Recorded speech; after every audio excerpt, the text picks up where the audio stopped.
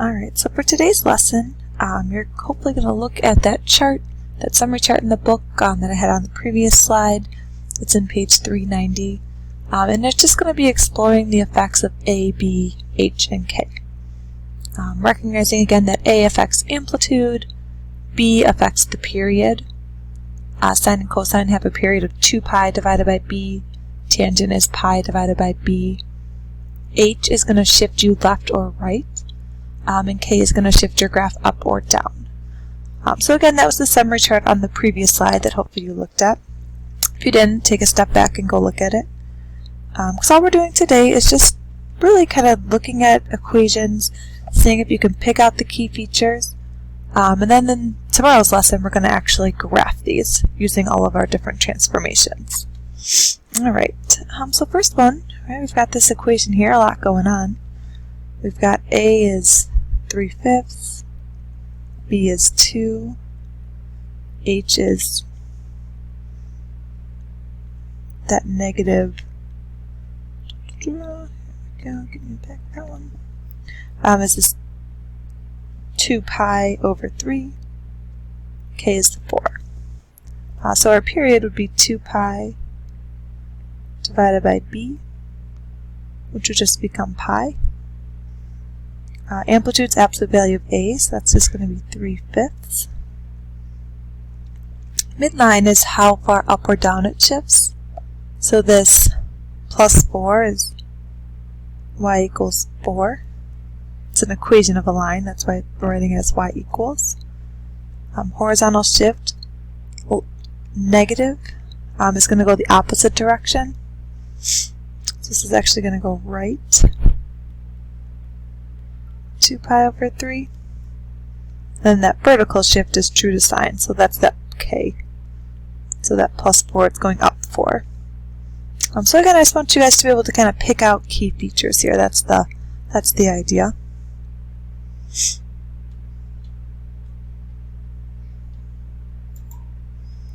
So if you look at B, right, and these are not in your book, these are just examples I made up. So I should have said that earlier. But yeah, these are nowhere else. These are just, you're checking them out as we go through these slides here. Maybe writing them down on a piece of scratch paper or notebook paper. So take a look at B, pause your video here, and see what you can do with them. And then unpause your video, come back, and see how you did.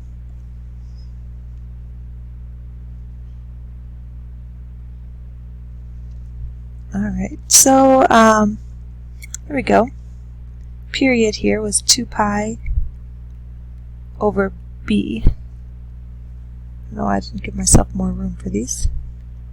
So I'm going to do my work over here. 2 pi over B. Here's your B. We're dividing by a fraction, so we can multiply by the reciprocal, 3/2. So those 2's cancel. We get our period is just 3 pi.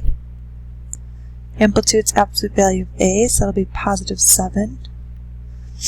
Midline, that negative 6, is dropping us down 6. There is no horizontal shift because there's nothing in parentheses with x. So there's no shift left or right. And it's going down 6. Vertical shift always kind of coincides with midline. For C, we've got tangent. So tangent, we've got B is 3. So period for tangent is pi over B instead of 2 pi over B. Amplitude, tangent doesn't have one. Midline, tangent doesn't really have a midline. Horizontal shift, this is going to go right, pi over 5. That H with x. Then vertical shift, this is going to go up 1. So hopefully you guys did a nice job with those. I'm going to give you a few for practice tonight for homework as well.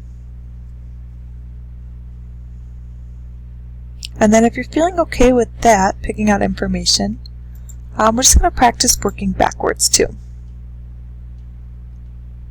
So again, these are not in your book. These are just some examples I created and came up with just to get you guys thinking about these graphs. So here we're going to try to write the equation given some info. Alright, so you're going to have to figure out what's A, B, H, and K. So we're starting off with the sine function. It has an amplitude of 5, 6, a midline of y equals -3, a horizontal shift left 2 pi over 5, and a period of pi over 4. So a lot of the letters are right there for you. Alright, we've got amplitude A, we've got that midline is K, that shift left is H, and then the period. The period is 2 pi over B. Right, so something is going to reduce down to pi over 4. So some of you guys will be able to say, okay, well, 2 pi divided by what number would reduce down to pi over 4? Some of you guys maybe can't just look at that and see it, and that's fine too. So you're going to cross multiply and solve for B. So you get 8 pi equals B times pi. We'll divide those pi's out. We get B is 8. So for our equation, we've got y equals 5, 6 times the sine of 8. And this one's going left, so that's going to be a positive. So that's going to actually make it go left 2 pi over 5. And then we've got that shift down 3, so that -3. So really the hardest part about finding the equation is finding B. Make sure B is going outside the parentheses. That way we don't have to worry about kind of affecting that shift. So again, pause the video here. Take some time to read B, C, try them out on your own paper, and then come back to the video and see how you did.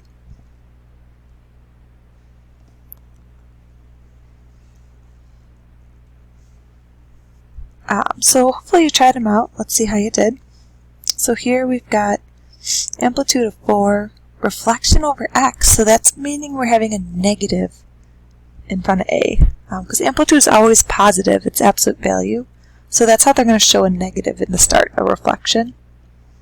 A midline of 2 and a period of 3 pi. So again, I'm going to have to find B here. 2 pi divided by something is going to reduce down to 3 pi.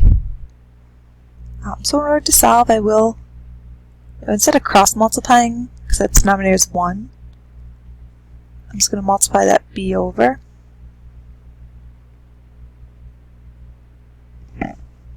And then divide that 3 pi. So pi's cancel, 3's cancel, pi's cancel. Alright, so once we have everything canceled out, we're getting B here is 2/3.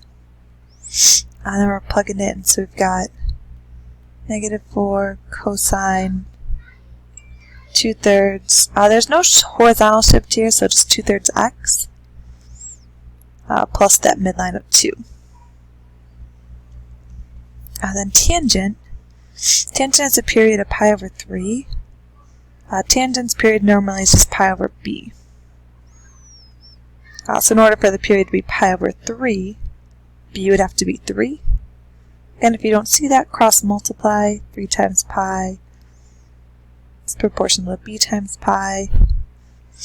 Divide that pi out.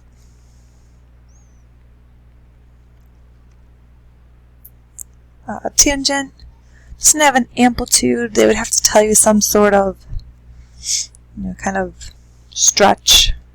Vertical stretch would be how they'd say A. So here we've got just tangent. That's going to be 3.